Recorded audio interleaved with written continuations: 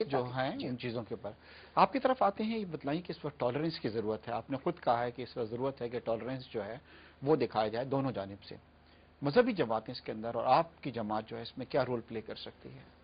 دیکھیے میں عرض کروں کہ یہ ہمارے میں بڑے اطمینان سے عرض کر رہا ہوں کہ جو تھوڑے تھوڑے عرصے بعد اخبار میں ایک اشتہار آتا ہے، اس سڑک کی قیمت 15 لاکھ ہے، اس کی 20 لاکھ، اس کی 25 لاکھ، اور ان لوگوں نے اتنے اتنے قتل کیے ہیں نا. آج تک کی ہسٹری میں ہمارے کسی آدمی کے سر کی کوئی قیمت مقرر آج تک نہ کی گئی ہے. یہ ہے ہماری طرف سے ٹالرنس کا ثبوت. 12 ربیع الاول کو نشتر پارک میں اتنے لوگ شہید کیے گئے نا، ایک پیٹرول پمپ اور ایک دکان نہیں جلائی گئی. It is a proof of tolerance from our own side. تو ہم تو ٹالرنس کو پریچ بھی کرتے ہیں اور پریکٹس بھی کرتے ہیں، لیکن ہم یہ کہتے ہیں کہ آپ بھی تو سامنے والے کو کسی کو مشتعل نہ کریں، اس لیے کہ دیکھیں ہر آدمی آپ کے قابو میں نہیں ہے. اگر آپ کوئی ایسی بات کہیں گے، جیسے مجھے نہیں معلوم لیکن انکوائری بتا دے گی کہ اگر یہ بات درست ہے کہ اس کی ڈیوٹی پہلے 3 مرتبہ لگی اور اس نے کچھ بھی نہیں کہا، اب کے لگی اس عرصے میں، یہ بات درست کہہ رہے ہیں لاٹ صاحب کہ ایک مرتبہ انہوں نے یہ بات کہی، لیکن اس کے بعد جتنے ان کے انٹرویو ہوتے رہے وہ اس پر انسسٹ کرتے رہے. ایک انٹرویو تو اس واقعے کے 4-5 دن پہلے بھی چھپا کہ میں نے جو کچھ کہا اس پر مجھے فخر ہے.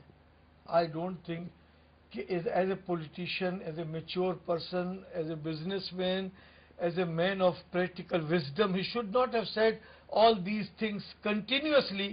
اس طرح کہنے سے سامنے والے کو آپ بہت زیادہ زچ کر دیتے ہیں. مجھے ایکسپیرینس نہیں ہے، لیکن لوگ کہتے ہیں کہ ایک بلی ہے، وہ گھر میں ہے، آپ دروازہ کھول دے چلی جائے گی. اسی بلی کو آپ دروازہ بند کر کے بہت دیر تک تکلیف دیں گے، وہ الٹیمیٹلی آپ کے چہرے پر مارے گی. جب ٹھیک ناظرین، جیسے آج آپ نے سنا دونوں طرف کا نقطۂ مر جو تھا آپ نے دیکھا. اب ضرورت اس بات کی ہے کہ جو کچھ ہو گیا ہے وہ ہو گیا ہے، اور ٹالرنس جو ہے دونوں طرف سے شو کیا جائے اور کوشش کی جائے کہ یہ چیز جو ہے اس سے آگے نہیں بڑھے اور یہ سچویشن جو ہے فردر جو ہے وہ خراب نہیں ہو. کون صحیح تھا کون غلط، اس کا فیصلہ آنے والی تاریخ کرے گی. اور اس کے ساتھ ہی میں اپنے مہمانوں کا، سینیٹر گل محمد لاٹ صاحب کا، حاجی حنیف طیب صاحب کا شکریہ ادا کرتا ہوں. انشاءاللہ اگلے ہفتے پھر ملاقات ہوگی. اللہ حافظ.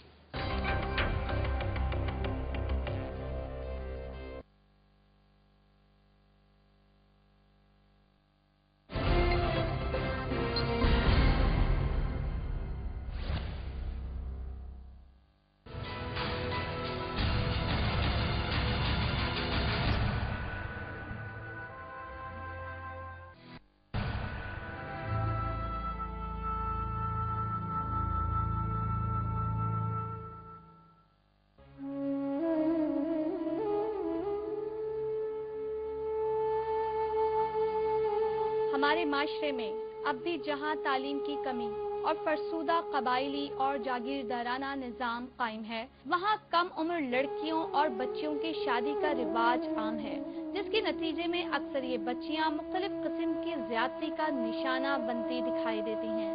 ایسی ہی ایک کہانی 15 سالہ انورا کی ہے. جاہلانہ رسم و رواج کے باعث انورا کا نکاح 7 سال کی عمر میں ہی کر دیا گیا اور 14 سال کی عمر کو پہنچتے ہی اس کی رخصتی ضلع خیر پور کے ایک چھوٹے سے گوٹ میں انجام پائی. 7 سال کی تھی تو میرا نکاح ہوا تھا. جب میں نے ہاں بھی نہیں کی تھی، ہاں بھی میری ماں نے کی تھی. میں چھوٹی تھی کیونکہ میں ماموں کے بدلے میں تھی، وہ کہہ رہے تھے آپ بھی اس کے بدلے میں ہمارے کو دو اور نکاح کر کے دو. رخصتی کے چند ماہ بعد ہی یہ نوبہاتا بچی اپنے ہی شوہر اور سسرال والوں کی ظلم و زیادتی کا نشانہ بننے کے بعد کراچی کے ایک سرکاری ہسپتال میں زخمی حالت میں لائی گئی. اس کا رویہ پہلے سے 8 دن میں سے ٹھیک رہا. پھر جو اس کا چاچا تھا وہ اسے کہتا تھا مارو، ایسے کرو ایسے کرو. اور اس کی بہنیں جو اسٹیل ٹاؤن میں رہتی ہے وہ بھی کہتی تھی بھائی اس کے ماموں نے میرے ساتھ یہ کیا تو تم بھی اس کو مارو. سلاخوں سے اس لیے جلایا تھا کہ اس نے کہا تم غلط کام کرو، دوسروں لڑکوں سے باتیں کرو، اس سے پیسے لے کر مجھے دو. میں نے کہا یہ میں کام نہیں کروں گی. اور پھر اس نے مجھے رسیاں باندھ کر اور میرے کپڑے اتار کر اور مجھے جلایا. اور زخموں کے اوپر اندر باہر مرچی ڈالتے تھے، پورے اردن صبح شام مرچی ڈالتے تھے، اور مرچی ڈال کر اس کے ماں باپ ہے نا وہ کہتے تھے اب مرچی تو ڈالی اب نچواؤ بھی نا۔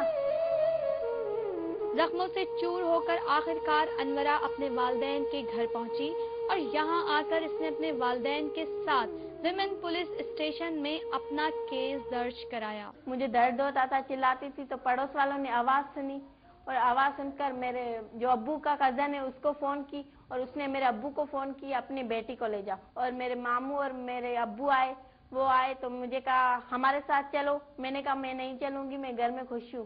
میں نے اس لیے کہا، اس نے مجھے کہا ایسے نہیں کہو گی تو میں تمہیں ماروں گا۔ جو اس کی حالت تھی، جس حالت میں ہمارے پاس آئی تھی تو وہ حالت تو اس کی دیکھی ہی نہیں جاتی تھی، اور نہ ہی آپ مطلب کسی میل آفیسر کو تو آپ کو نہ دکھا سکتے ہیں اور نہ ہی اسے ڈسکس کر سکتے ہیں۔ یہ تو شکر ہے کہ یہ بچی ہمارے پاس آئی اور ہم نے جو ہے اس کا کیس رجسٹر کیا۔ 12/8/2010 کو ہم نے اس کا کیس رجسٹر کیا، 47/2010، اور 354 اور 337A1 کی ہم نے اس پہ سیکشنز لگائی ہیں، لیکن ملزمان جو ہیں وہ اب تاحال جو ہے غائب ہیں، فرار ہیں، اور انہوں نے جو ہے بیل بیفور اریسٹ کرائی ہے۔ ہمارا کام ہے ملزم کو اریسٹ کرنا اور کورٹ میں پیش کرنا۔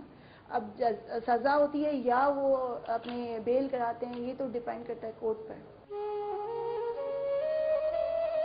1973 کے آئین کے مطابق 18 سال سے کم عمر لڑکے اور لڑکی کی شادی چائلڈ میرجز کے زمرے میں آتی ہے، تاہم اگر قانون کی بات کی جائے تو دیہی اور پسماندہ علاقوں میں جنگل کا قانون عام ہے۔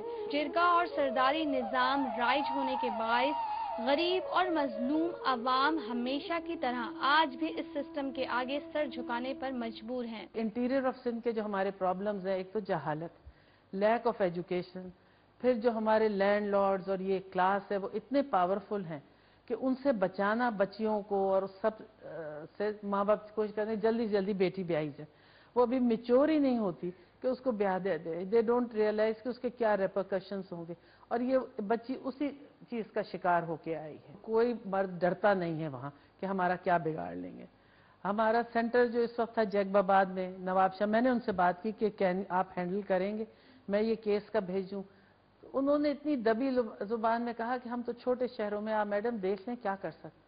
اس پہ ہم نے ڈیسائیڈ کیا کہ ہم کراچی میں ہی کریں گے، اور اس وقت اس کی جو سٹیج ہے کہ وہ لڑکے نے دہشت کے مارے، کیونکہ وہ سینٹر بیل اپنی بیفور اریسٹ کرائی ہوئی ہے۔ ایک تو پاکستان کا آئین ہے 1973 کا، جو آپ کا آئین ہے اس کے روح سے، اور آپ کا جو قانون ہے اس میں تو بالکل واضح ہے کہ 18 سال جو ہے وہ میرج کی عمر ہے۔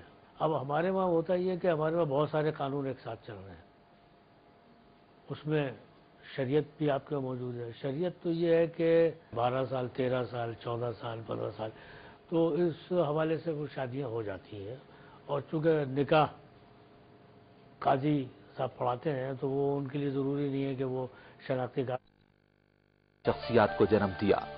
گورنمنٹ کالج لاہور کو پاکستان کے کسی بھی کالج یا یونیورسٹی سے زیادہ قدیم ہونے کا فخر بھی حاصل ہے۔